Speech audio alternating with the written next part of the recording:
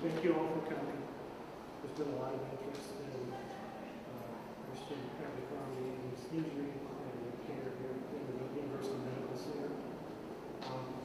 Coming out to join us in just a second are Christian's mother and father, and then also Dr. Reed Thompson. That's who we're seated here at the table. We'll start with the mother making a few brief comments, and then Dr. Thompson will give a very general update on the patient's condition, and then we'll open this up to questions. Thank you. Thank you.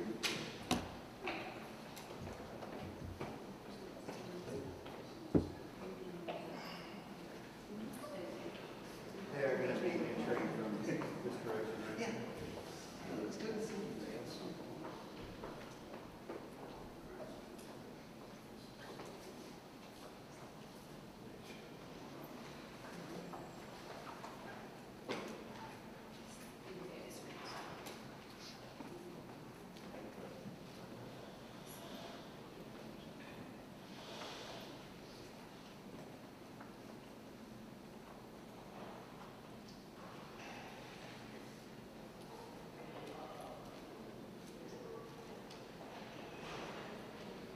Other family members, aunt, grandmother, nieces.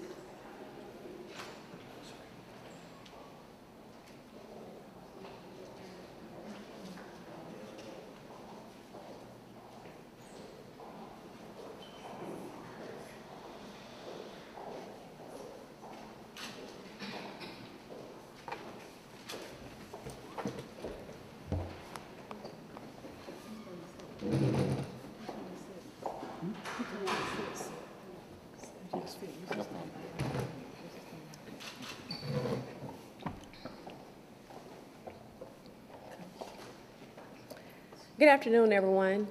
I would like to thank everyone for being here today on behalf of my son, Christian.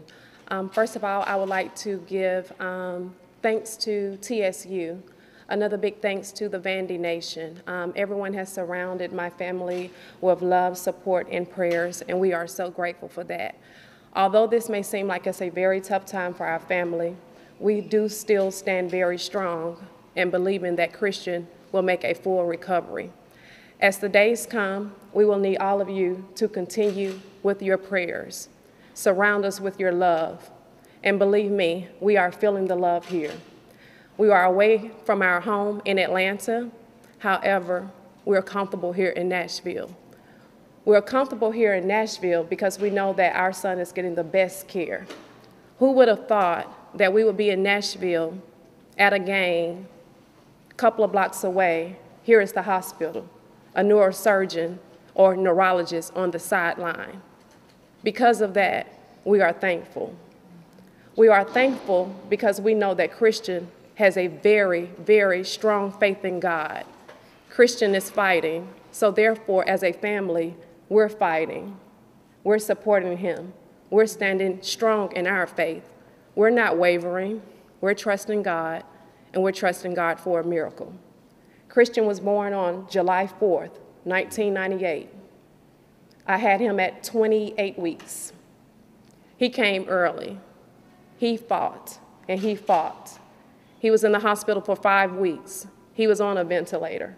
He fought, and he fought. And we see him today. He's still fighting. And because we know that he's fighting, we're fighting. So again, please continue to pray for our son. Be here for us. We welcome it. Continue to pray for Christion Abercrombie. Okay.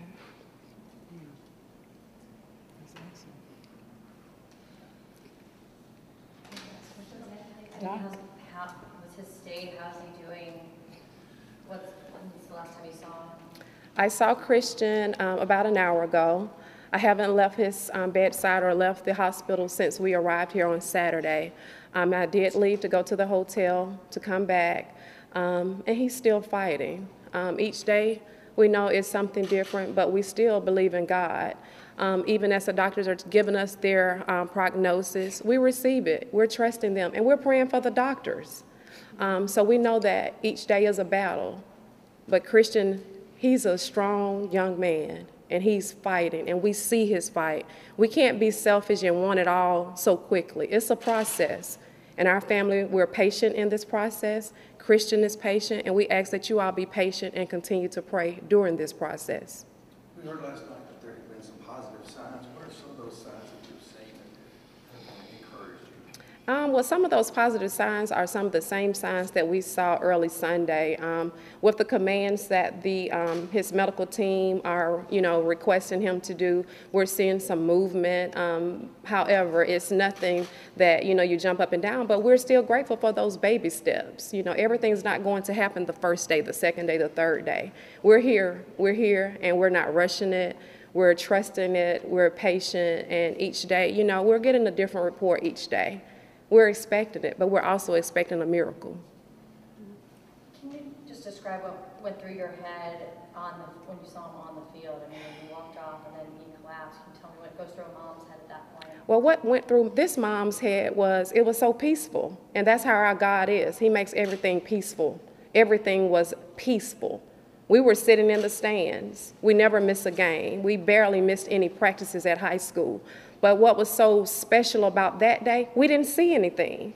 My phone was blowing up, asking me, is Christian okay? We see there saying, pray for Christian. For some odd reason, my husband and I, my sister was there, my brother-in-law, we did not see anything. What we saw was his friend at the end of the half, TK, waving, looking. So we were like, who is he looking for?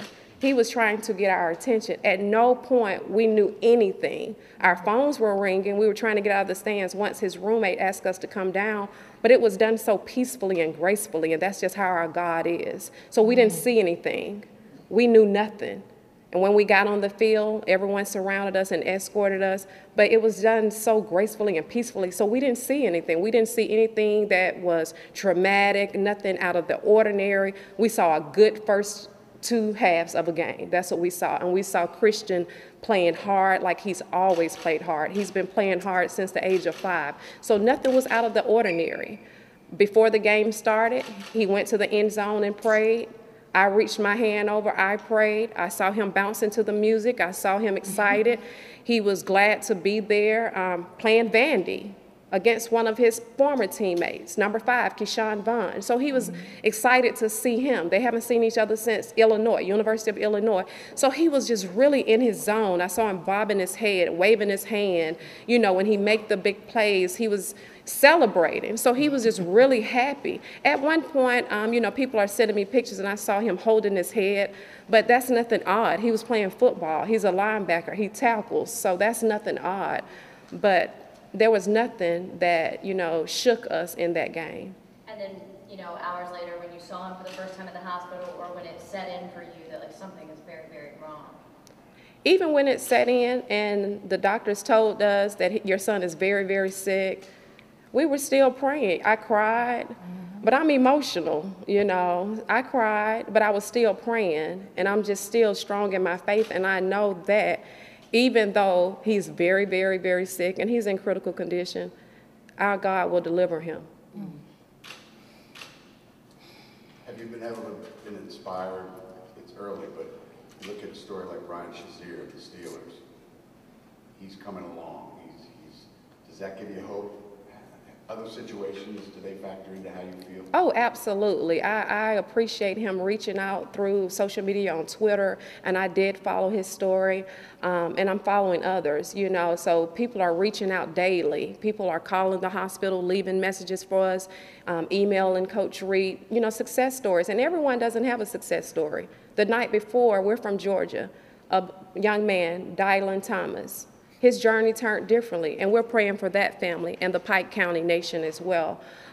So we're strong. I hope that family is strong, and those that have the success stories, please continue to send them to us, because that will encourage us. And then Christian, he'll be able to encourage someone else, because he'll be a living testimony to this.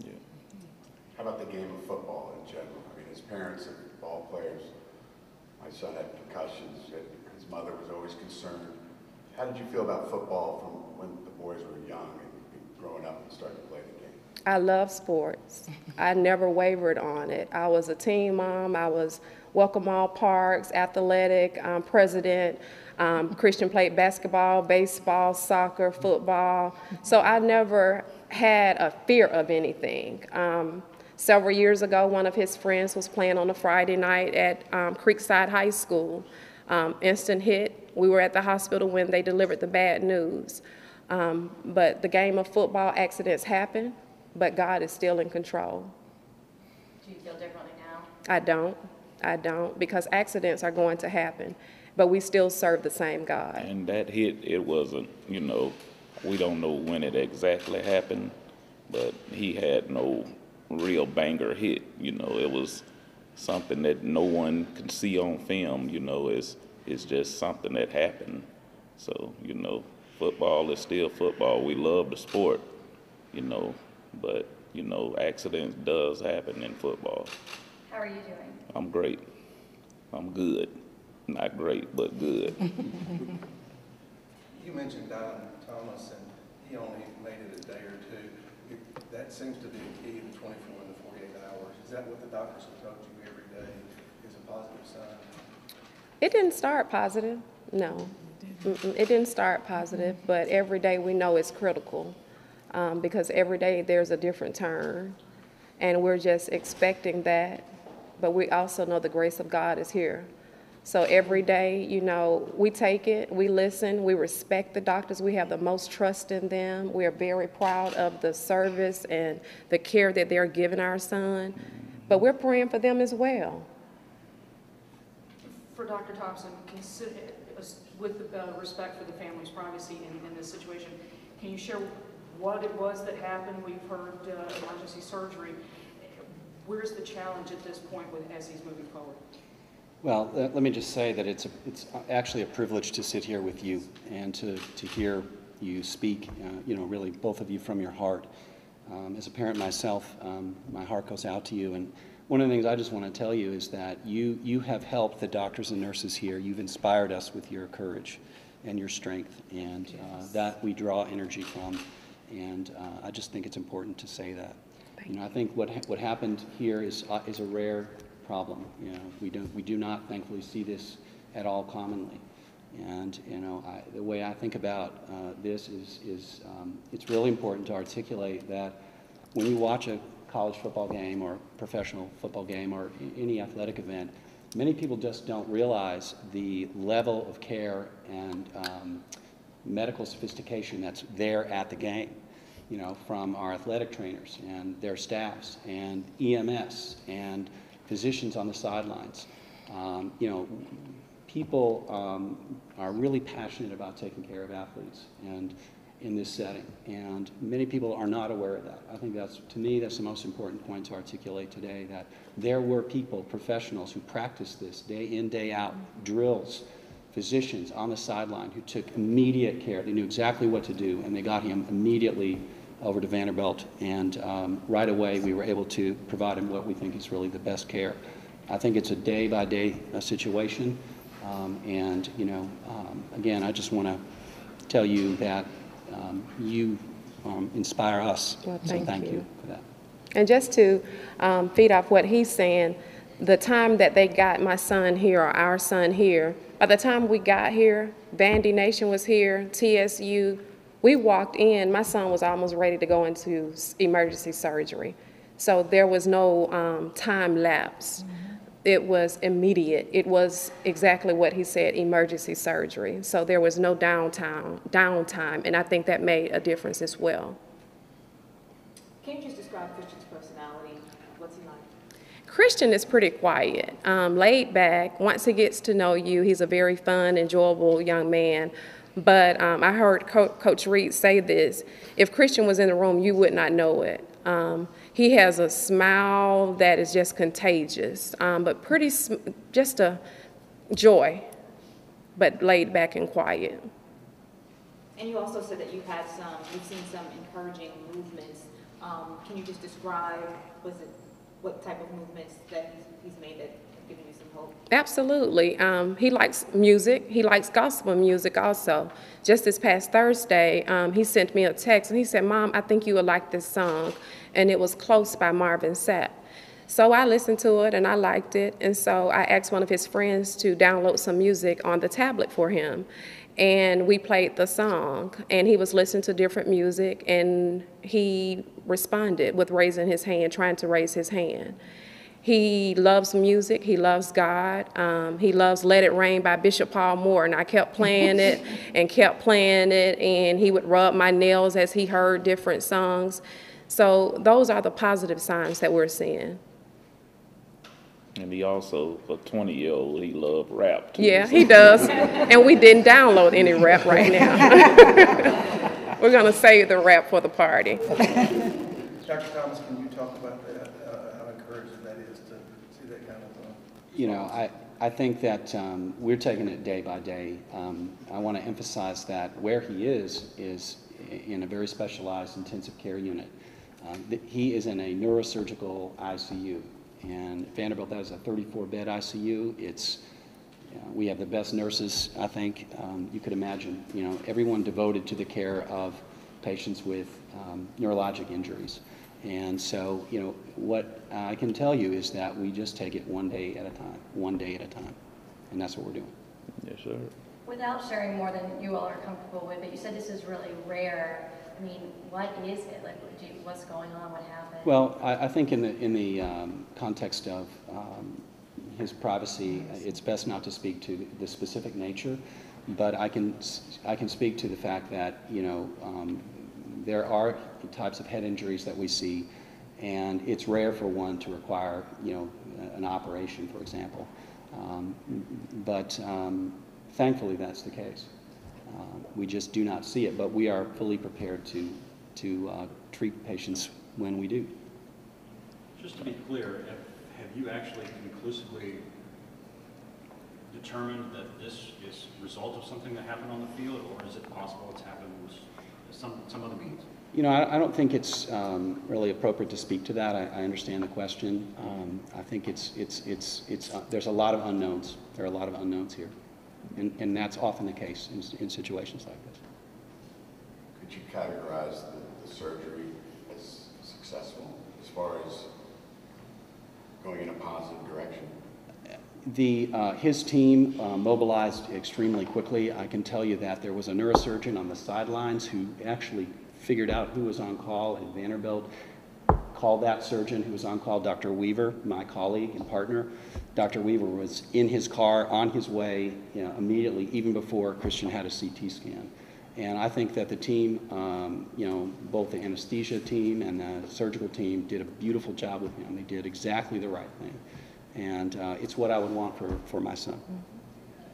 You mentioned prayers. Anything else people watching can do for you? Nothing but pray. Pray and trust God and trust this process.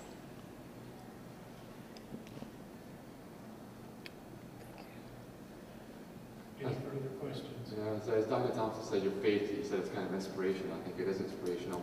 Was there any moment when you're blaming, you know, those initial moments when you're blaming somebody for what happened, or blaming anything, or was there? No blaming, no blaming. Even in this, we're still blessed. Our son is fighting, so we're not blaming, we're blessed. You have such a strong group of family and friends in the university. That's got to help. Oh, it's definitely helping. That's given us our strength. We've had people to come from everywhere.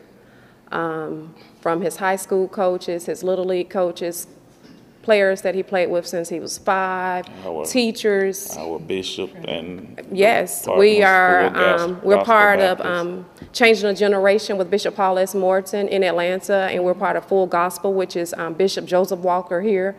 He was here before Christion got out of surgery, and we just have everybody wrapping their arms around us, alumni, everybody, people that we've never ever seen. I mean, we're thankful for it because people don't have to do this. Former football players have been there. You know, coaches, Coach Mason with Vanderbilt, everybody has showed support. Coach Reed, of course, he's here every day. He beat me here. Yeah. Yes. What's next? I mean, is there another surgery pending, or is there something else that's going to be coming up? I think it's a day-by-day situation, and you know, we are taking it as such. And I would just like to add that it's not just about football.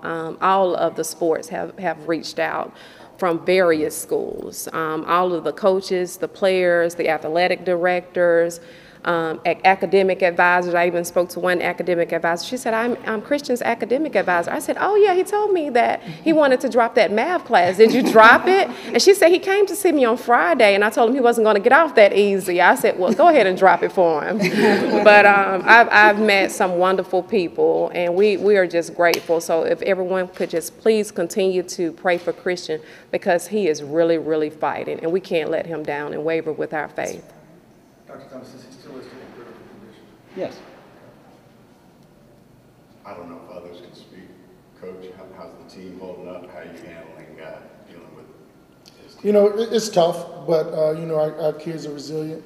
You know, we try to update them as best possible without divulging, you know, too much private information. But most of our kids know because, you know, 8 to 10 of them are up here every day, you know, visiting with the family. But we've had a couple of good practices. You know, defensively, you know, AB was our guy out there on the field that made all the checks, and you know, we depended on him to do a lot of things. So we were a little sloppy yesterday, and I told his dad that it may have been the worst defensive practice that we had all year. But I think those guys are going to come around. You know, we've met a little bit, and they understand the gravity of what's going on, and we're going to continue to prepare for our game this week, and we're going to take them with us on the road. And that is his nickname, AB. That's what they call him. Okay, thank you all. Thank you very much. Thank you. Well, Thank you. I appreciate you. Wow. Thank you. Can we get you guys to stand and spell your names? I'm sorry. Okay, sorry.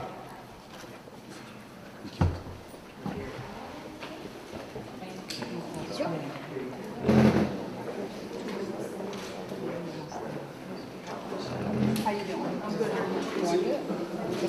Here, take a bottle of water. Thank you. Get that on me.